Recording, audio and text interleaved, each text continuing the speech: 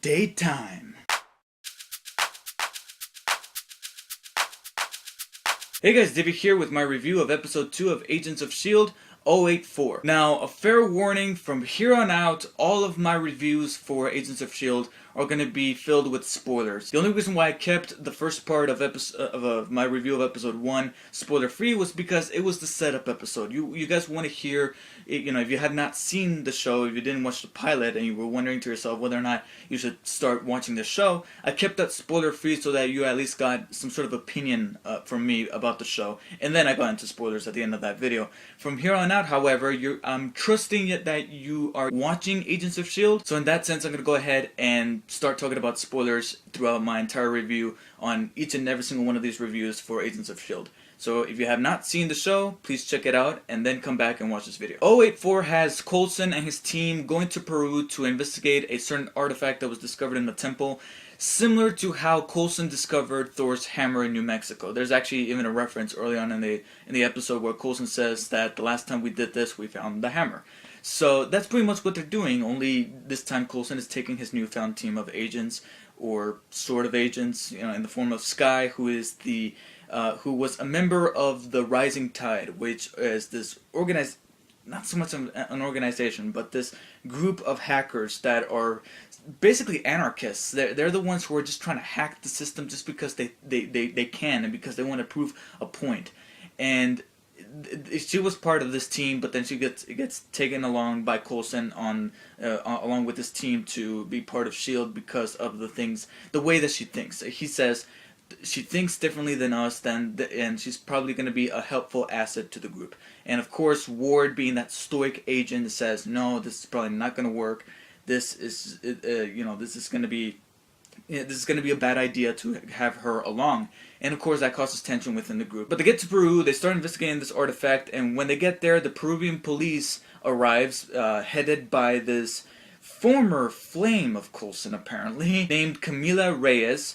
And her and Coulson has some sort of history, and I was a little lukewarm about that, because the way they played it off was, I don't know, just typical. Like, I've seen this kind of thing before, where the way she was being played off and the way that she was written just immediately gave away that she was going to turn evil at the end, or at least turn into a bad guy, or a bad girl in this case, by the end of the episode. And sure enough, she ended up backstabbing Coulson and her group, and basically hijacking the plane in hopes of taking this object, which is being codenamed 084, which is the title of the episode. And basically, this object happens to have some sort of tesseract technology built within it. It was actually built by the Germans back during the time of Hydra, which ties into this is more. Instead of being Avengers heavy in terms of its references, it's more tied to Captain America and his time back in the 1940s, during his prime, if you will. And basically, this object was built by the Germans, by the Nazis, but it has Tesseract technology built within it, which was the technology that Red Skull was using in order to be able, in hopes of taking over Germany back then.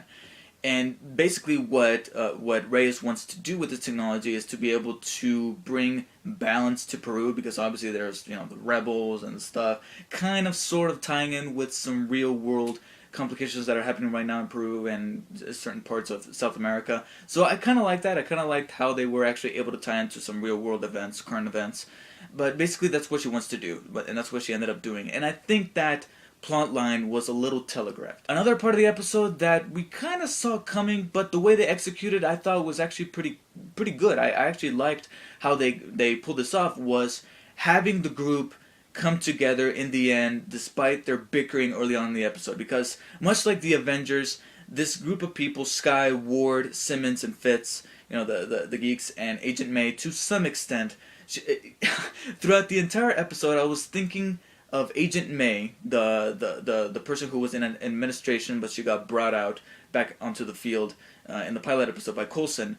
I consider her to be the Vegeta of the group, who's always silent, and she kind of smirks at the other characters whenever they're kind of naive in their way of thinking. But when she gets stuff done, she gets it done, and she ends up being one of the more badass characters in the show. Of course, she doesn't top Coulson. Coulson's always badass. And speaking of Coulson, I liked how there was a little bit of tension between Coulson and May because of the fact that she did not want to see any more combat, but due to some of the rebel alliances that attacked their group as well as the Peruvian police, she had to engage in combat during that time. And I liked that Coulson flat out said, "I'm sorry. I know I told you that you weren't going to see that again, but it did happen. My apologies." And I liked how there's a little bit of previous tension there between Coulson and May. I'm hoping that gets explored in future episodes. But I did like that there is some sort of camaraderie forming between the group, between Ward, Sky, and the nerds, if you will, Fitz and Simmons. And they're becoming a little more likable than they were in the pilot, and they're becoming more fleshed out, just like I was hoping for them to do. So I liked the camaraderie that's starting to form there, and I'm hoping that gets explored for better or for worse in future episodes. Aside from that, the main premise as well as the narrative of the episode in terms of this object and trying to keep this object safe from the bad guys was kind of routine. There was nothing exactly new done with this plot, except for building up to what I thought was a pretty good set piece. Towards the end, with the explosion of the side of the plane and the air getting sucked out and then having to turn the plane and everything. Well, they weren't really turning the plane, but stuff was becoming chaotic within the plane, and them trying to fight the bad guys and everything.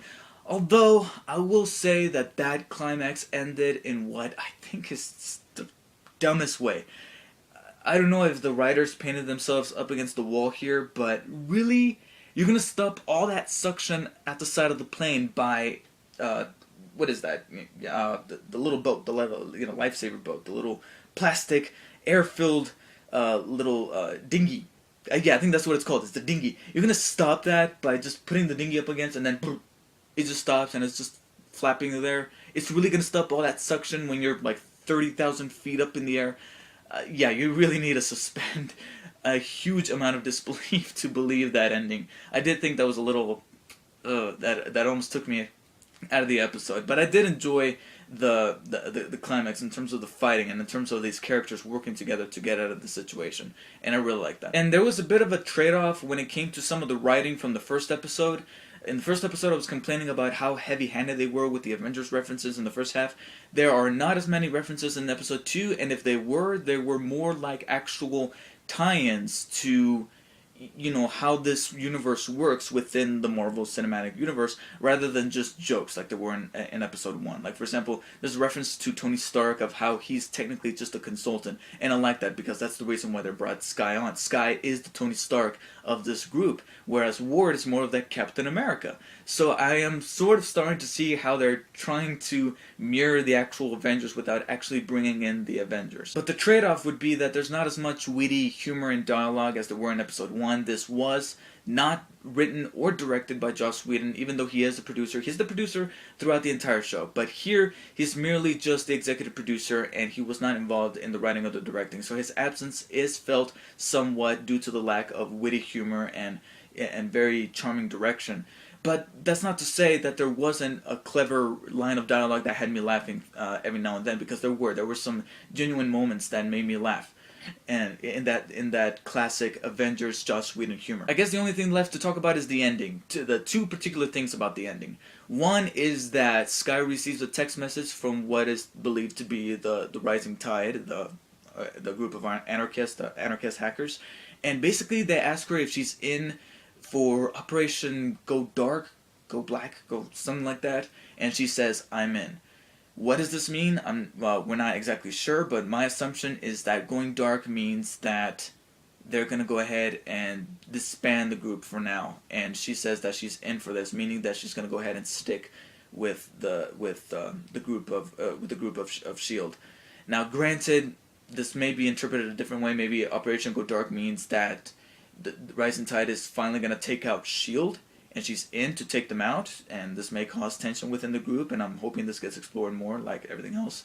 But right now, based on how that scene was filmed and the music, it sounded like she is out of the Rising Tide, and this is Rising Tide's way of saying, we're gonna go dark for now, but we are gonna come back. And she says, I'm in. I'm in and going dark because I'm actually gonna go ahead and stick with this group because I'm liking the team effort that we played off in this situation towards the end. And the other thing to talk about is, of course, none other than a somewhat enjoyable, and I'll get to why I say somewhat, mostly enjoyable cameo by Samuel L. Jackson as Nick Fury. I love that they didn't waste any time in bringing in someone from the Marvel Cinematic Universe into the Avengers show. Now, granted, they stated that they're going to try, well, actually, they said that they were going to do, but at this point, I think they're just going to try to keep any of the actual Avengers from the show. Although, if the ratings drop heavy enough, chances are they're going to go ahead and put in either, I doubt Robert Downey Jr. because he's a little too mainstream, to be honest. You know, he's one of the highest paid actors in the business right now. He got $50 million for Avengers, for God's sakes.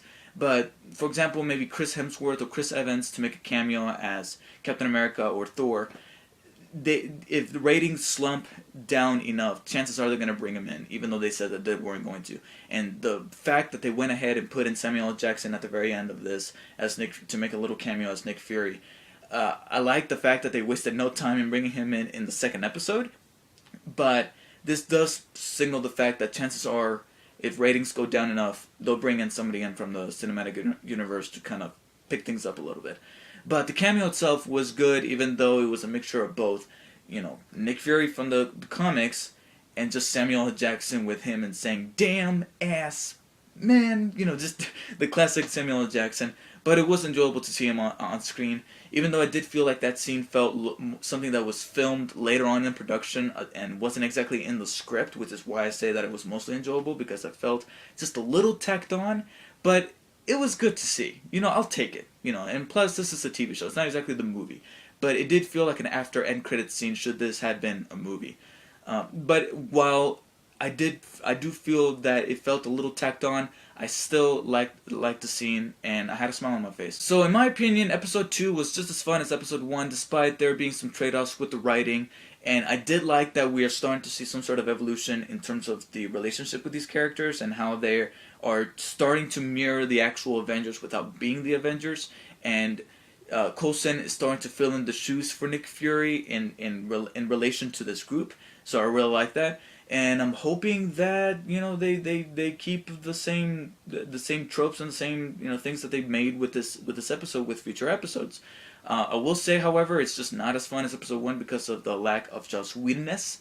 But I still like the episode and I thought it was really fun. So I'm going to go ahead and give 084 an 8.4 out of 10, which is a B. I'll be back next week with my review of episode 3, and until next time, guys, see you later.